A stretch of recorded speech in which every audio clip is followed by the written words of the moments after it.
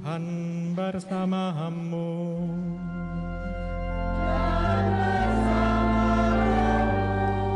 Inilah Injil suci menurut Santo Lukas.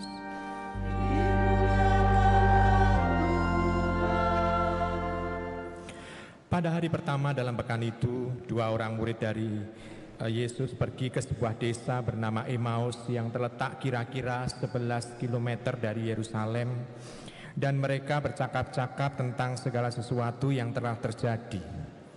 Ketika mereka sedang bercakap-cakap dan bertukar pikiran, datanglah Yesus sendiri mendekati mereka lalu berjalan bersama-sama dengan mereka.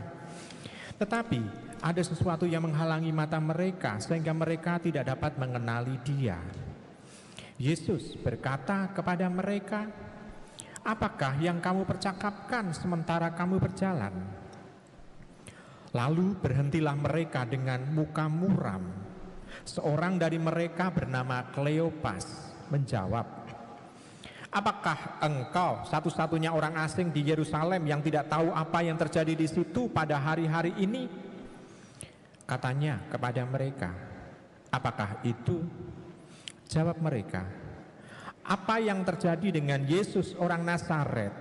Dia adalah seorang nabi yang berkuasa dalam pekerjaan dan perkataan di hadapan Allah dan di depan seluruh bangsa kami. Tetapi imam-imam kepala dan pemimpin-pemimpin kami telah menyerahkan Dia untuk dihukum mati dan mereka telah menyalibkannya. Padahal kami dahulu mengharapkan bahwa Dialah yang akan membebaskan bangsa Israel."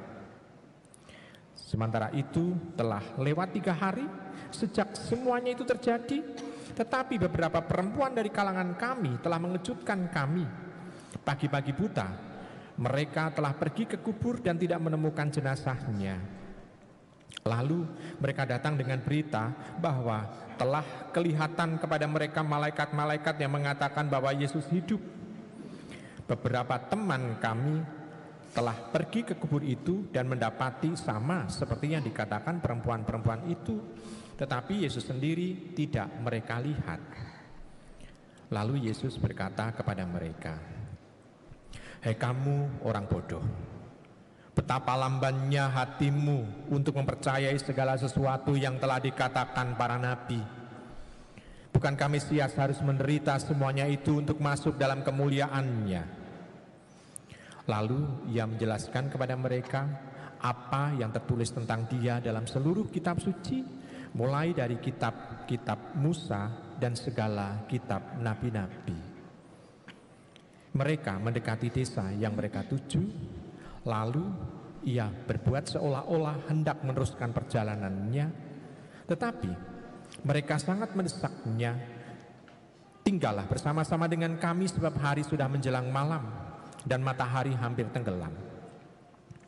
Lalu masuklah Ia untuk tinggal bersama-sama dengan mereka. Waktu duduk makan dengan mereka, Ia mengambil roti, memberkati, lalu memecah-mecahkan dan memberikannya kepada mereka. Ketika itu terbukalah mata mereka dan mereka pun mengenali Dia. Tetapi Yesus lenyap dari tengah-tengah mereka. Kata mereka satu sama lain, "Bukankah hati kita berkobar-kobar ketika Ia berbicara dengan kita di tengah jalan dan ketika Ia menerangkan kitab suci kepada kita?" Lalu bangunlah mereka dan langsung kembali ke Yerusalem. Di situ mereka mendapati ke-11 murid. Mereka sedang berkumpul bersama teman-teman mereka. Kata mereka kepada kedua murid itu, "Sungguh Tuhan telah bangkit dan telah menampakkan diri kepada Simon." Lalu kedua murid itu pun menceritakan apa yang terjadi di tengah jalan dan bagaimana mereka mengenali Yesus pada waktu Ia memecah-mecahkan roti. Demikianlah sabda Tuhan.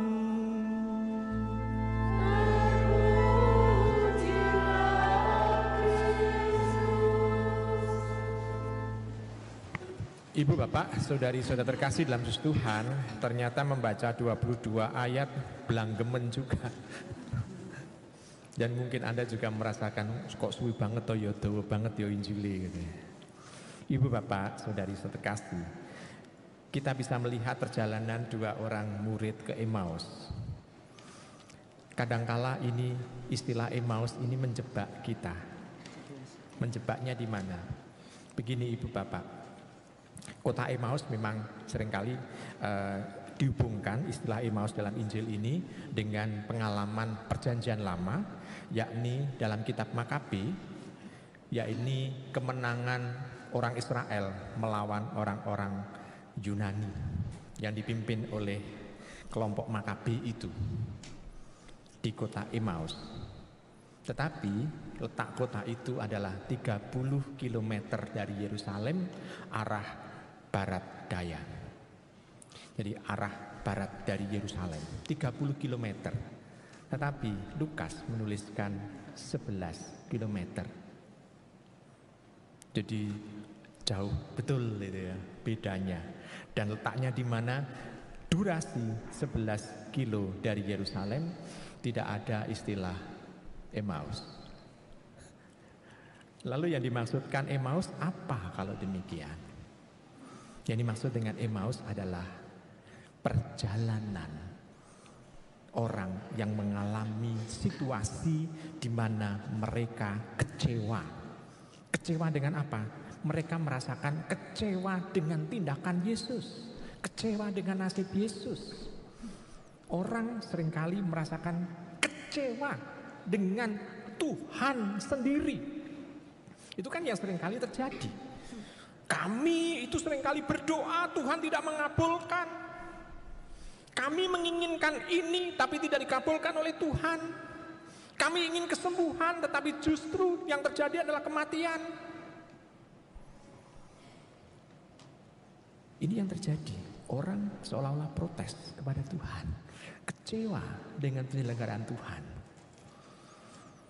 Jadi dua orang murid ini pergi ke Emmaus, bisa dikatakan ini adalah perjalanan kontemplatif atau perjalanan meditatif atau perjalanan rohani sebetulnya, atau perjalanan sesuatu yang bisa ditempuh selama semalam. Karena peristiwanya adalah mereka istilahnya itu menuju tempat sehari perjalanan, lalu mereka misa, lalu pulang lagi ke Yerusalem dan sampai.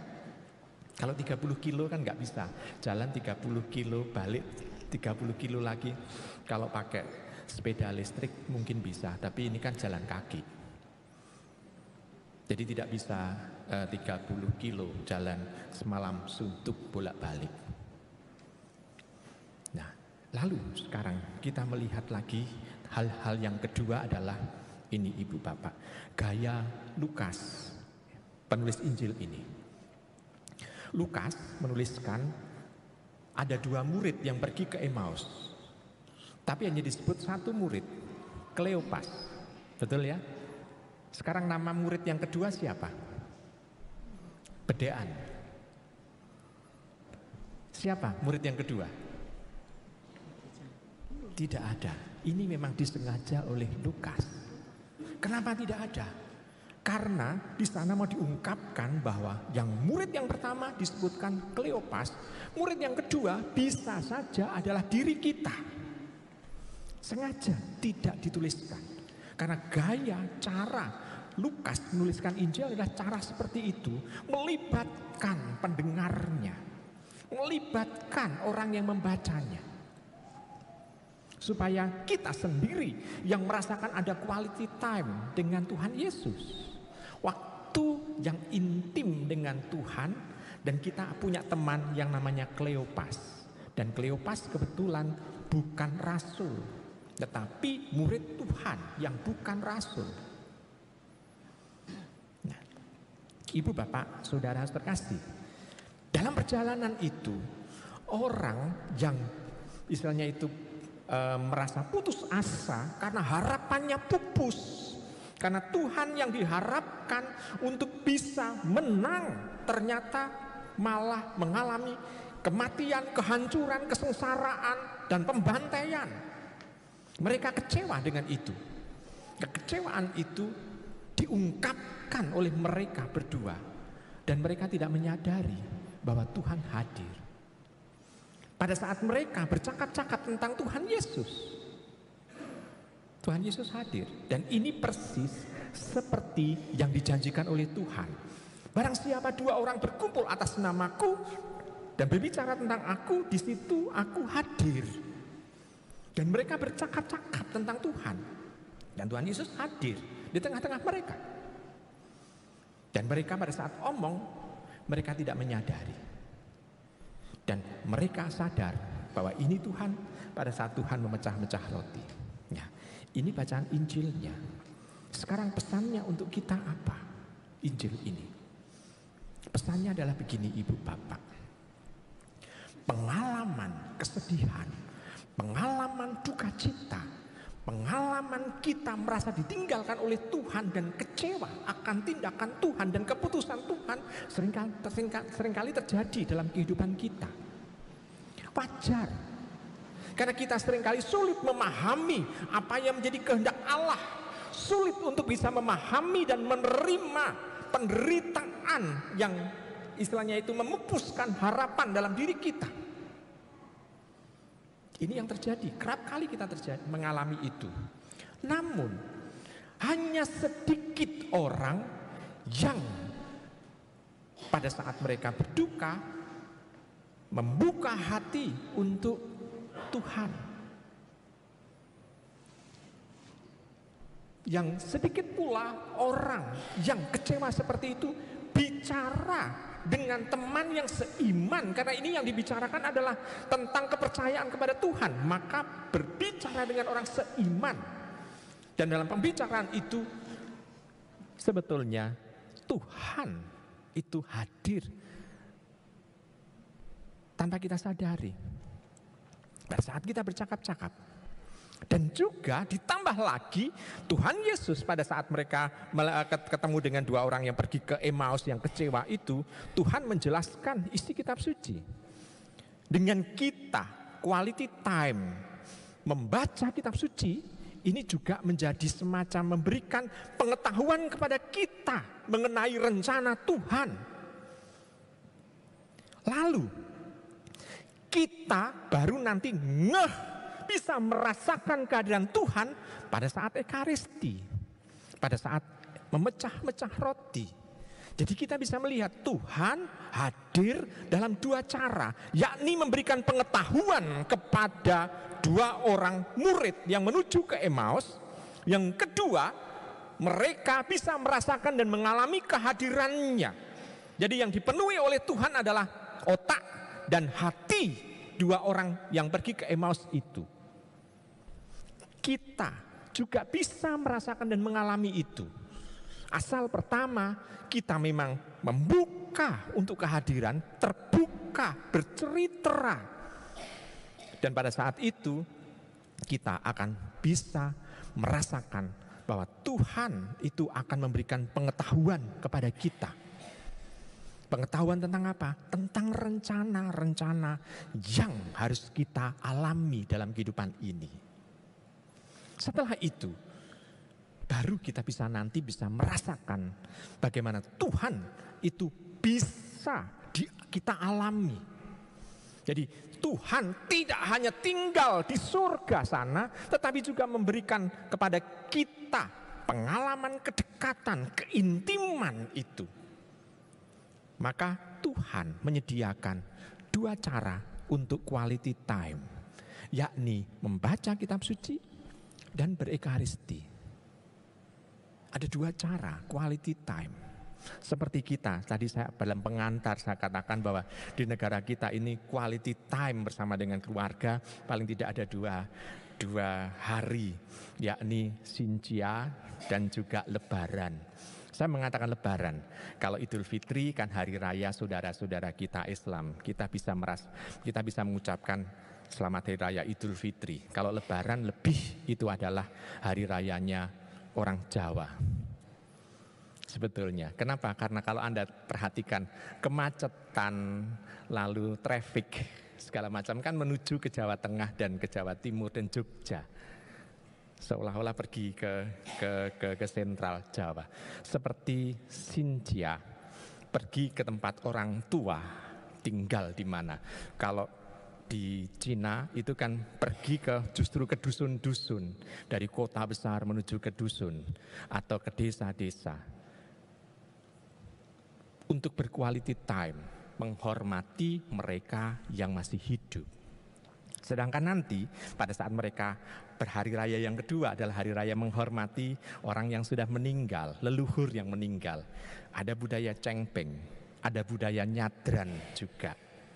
Jadi pendek kata kan dua hari raya itu sama kan, Tionghoa dan Jawa. Saya tidak tahu apakah orang Tionghoa itu KW-nya orang Jawa, apakah orang Jawa ini KW-nya orang Tionghoa, nggak tahu. Karena sama. Ya. Tapi yang jelas adalah ada quality time itu. Pada saat orang merasakan quality time bersama dengan keluarga, pada saat mereka pulang lagi ke tempat yang jauh, mereka dikuatkan, disemangati lagi. Demikian juga dengan dua orang murid yang menuju ke Emmaus itu. Ketemu dengan Tuhan Yesus, mereka kembali untuk semangat menuju ke Yerusalem. Demikian juga dengan diri kita, diharapkan pada saat kita quality time bersama dengan Tuhan, dengan membaca kitab suci maupun dalam berekaristi, kita kembali dikuatkan. Untuk apa? Dalam perjuangan kehidupan ini sampai nantinya Tuhan memanggil kita. Jadi kita senantiasa dikuatkan oleh Tuhan. Tuhan tidak pernah meninggalkan orang yang senantiasa merindukan kehadirannya. Maka kami para imam itu sebetulnya iri dengan para pasutri, pasangan suami istri. Karena Anda bisa berquality time bersama dengan Tuhan pada saat Anda omong-omong tentang Tuhan Yesus. Anda kecewa misalnya bersama-sama dengan pasangan, tapi Anda omong tentang Tuhan Yesus. Pernah Anda lakukan, Ibu Bapak? Untuk yang hidup sendiri tidak usah jawab. Gimana? Pernah Anda lakukan? Omong-omong di tempat tidur, mau tidur, omong-omong tentang Tuhan Yesus bersama dengan pasangan? Pernah kan? Ya. Baik. Apalagi itu dikuatkan lagi dengan doa bersama. Itu adalah quality time yang baik. Apalagi kalau ekaristinya selalu bersama. Kalau ekaristi selalu bersama, akan semakin dikuatkan sebagai keluarga, family. Nah, Ibu Bapak, saudara-saudari yang terkasih dalam Yesus Tuhan, maka gereja mau mengajak kepada kita bahwa banyak waktu, walaupun Tuhan sudah bangkit, sudah menuju bersama dengan Bapa di surga, Tuhan tidak pernah meninggalkan kita, namun Tuhan tetap memperhatikan kita. Hanya masalahnya, apakah kita mau untuk menyediakan waktu berkualitas bersama dengan Tuhan secara intens dan eksklusif bersama dengan Dia. Karena kadangkala kalau orang zaman sekarang, kalau orang merasa susah, merasa menderita, tidak bercerita dengan orang yang ada di dekatnya, namun justru di status Instagram, Facebook, WA atau apa. Seringkali begitu. Sehingga banyak komentar. Dan komentar itu seringkali bukan komentar yang membangun, namun komentar membuat kita, oh ya ternyata saya diperhatikan oleh orang lain. Kalau demikian, apa yang kita tuliskan ini bukan untuk kita dikuatkan, tetapi justru kita merasa bahwa kita menjadi terkenal. Kalau tidak terkenal ya tercemar. Nah, Ibu Bapak, saudari terkasih, maka mari kita mencoba dalam kehidupan ini, kita kembali seperti apa yang dirasakan dan dialami oleh dua orang murid yang pergi ke Emmaus itu. Amin. Selamat.